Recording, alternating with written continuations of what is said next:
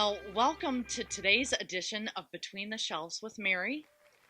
So happy to have you here today. We welcome Julia Claiborne Johnson, author of the book Be Frank with Me. Mysteries and hijinks and adventures ensue. Thank you very much for having me and for getting the title right. Would you like to give us a little synopsis Sure. of what your first novel is about? Yes, my first novel that I started writing when I was 50, which is hilarious.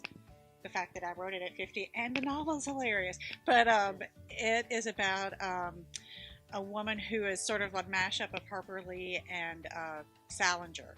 And she wrote this one novel when she was 19, like Francois Sagan, that Bonjour Tristesse book. Did you ever read that one? I haven't. She wrote it when she was 19. Okay. All these things came together in my head. So she writes this one book. They make a movie out of it. It makes a ton of money. She never has to write another book. The book, and everybody reads it in middle school, even until today. So it sells still 1 million copies a year. She becomes a recluse. She's living in Hollywood, and Bernie Madoff's character takes all her money from her. So she has to write another novel fast. So she calls her editor, who she hasn't spoken to in 25 years, and he sends her an assistant to help her. And the assistant thinks she's going to be transcribing manuscripts, but really what she does is serve as a companion for the novelist is named M.M. Banning, and she's called Mimi. She serves as a companion for Mimi's son, Frank, who is 9 years old, and nobody knows where he came from. It's funny. It's also really heartbreaking. Did you sob a little bit when you read it? I did one of these. Yeah. I did that. Oh, your eyes, well done. Frank is an unusual child. He's 9 years old, and he dresses like a character out of a 1930s movie. And he's really brilliant, but he is somewhat lacking in social skills. Want me to read the first line out of your copy that you have here? Yes, I would love that. Let's Here, do that. let me Hold hold that for a this. second. Please do. See how unscripted this is? We're just doing this off the cuff. It's the best way. Let's see. Because the station wagon blew up in the fire, Frank and I took the bus to the hospital. Okay, you know stuff is going to happen. Things are going to blow up. I went to see that Coen Brothers movie that just came out. What was it called? Did you see it, Chibi? I can't remember what it's called. But it's set in old Hollywood, so it was very, poignant to me. It's funny. People didn't like it. I loved it. I came out, one of my friends emailed me and said, "Have you seen the review in Slate?" And I just went, "What?" And I read it and I burst into tears. I was like, "Oh my God, she understands everything about it. She's a genius, clearly." So that was a happy day. You have children. I have children. I have 2 children. Has publishing this book increased in any way your coolness factor with your It kids? has. My daughter, I have a 16-year-old daughter who is in college already. She goes to this college. It's called Bard College at Simon's Rock. And you start at 16, you graduate at 20. And so I became much cooler to her. She had me come to her college. She introduced me. I read. That was good. And then I was at the LA Festival of Books, and my son came to see that.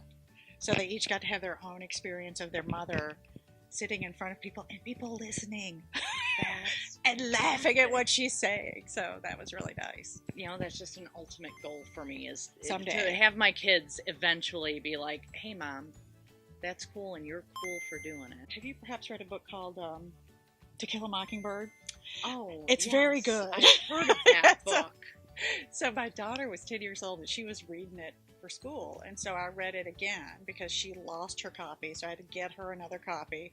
And the first copy showed up, as happens with all lost We things. see that a lot here. This time around, you see everything differently Sure. because you understand more. And so I read it this time. I was like, oh, Boo Radley must be autistic or on the spectrum in some way. Mhm. And so that had never occurred to me before. And when we were young, nobody knew about these kind of things. So, but anyway, my very next thought was, well, it's a lot easier to write Boo Radley than to raise it.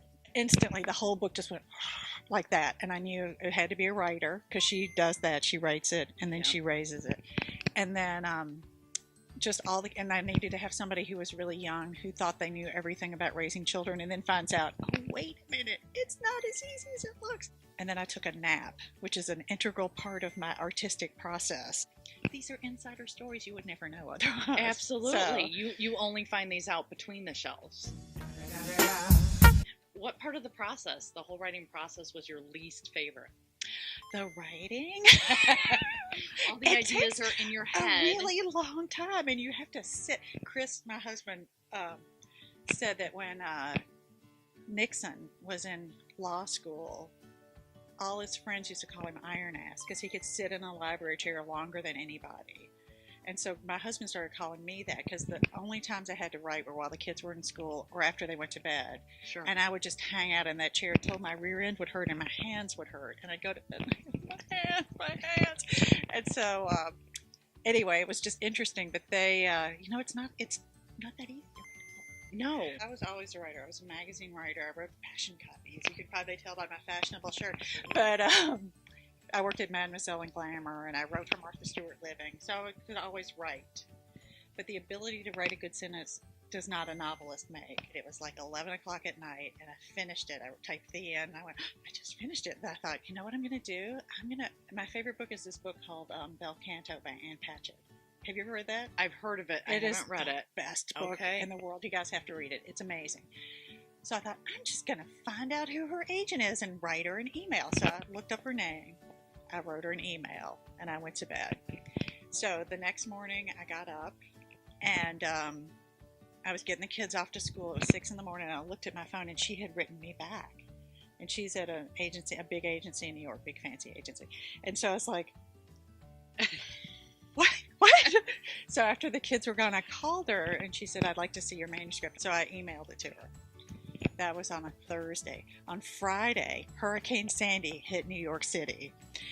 And, people's houses are washing out to sea. They're drowning. And I'm like, what if she doesn't have electricity for her iPad? Right. What about my book? I know. What about me? What about so it's my all book? about me. So then, on Wednesday, which was Halloween, and this is like a week after I finished Type the End the first time, she called me and she said, I love your book. If you'll have me, I would like to represent you. So that was amazing. Isn't it amazing? And it's so exciting. And who knew?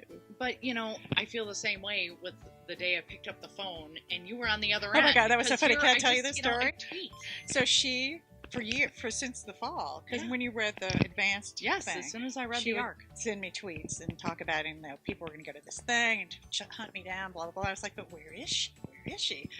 And so I knew she worked at Anderson's book. So I Google stalked her, and I looked at the 3 different Andersons, and I guessed that she worked here. So I called here, and she answered the phone. This is Mary. And I said, is this Mary O'Malley? And she said, yes, it is. And I said, this is Julie Claiborne Johnson. This was her reaction. Oh my God, you're kidding. I thought I was being pranked. No, and I was like, no, it really is. So I had just been talking about your book to Katie. I heard you. And we were talking about it. I talked about how I was Twitter stalking you. Mm-hmm. And then I pick up the phone and she looked at me like, who the heck has you dumbfounded? And I pointed at the book. I bet your face turned really red. Oh, yes. Oh, I'm For sure. about 3 hours afterwards. Oh, really? Oh, that's so me. cute. Yeah. So that was thrilling. So you know what it's like to fangirl. Oh, my gosh. Yeah. Oh, my gosh. It's crazy. It is. On both ends of it. You don't really care about me, do you? Not a bit. Not a bit. You're lucky you live on the coast. I know, I can't personally stalk you. Whose I can only stalk nose print you is that over. on the window? Oh, it's Mary's. I can tell. Here she is again. I have one final question, and this is a question that I'm hoping that more authors, once they find out that you've been here and maybe I'm cool, will come in. So going forward, every author will be asked this question, and that is, if you ever find yourself in a room with Stephen King, will you do everything you can to encourage him to come to Anderson's and be interviewed for Between the Shelves? He's in my cell phone. Should I just call him right now? I'm teasing. But would that have been awesome? That would have been that. I wouldn't just have to leave and quit my job now. 'Cause it's like, okay, the dream is done. I know exactly. No, but would you encourage him? Yes, I will do so. I Thank promise you. He lives on the East Coast, I think. He does. He vacations in Sarasota, Florida. I found that much out. Okay. He's got a few vacation homes. I so can give you Google stalking know. tips because I found you. You did. That's fantastic. Thank you so much for spending this time with me. We love it, and I look forward to just selling more and more. My book is very serious, just so and she is.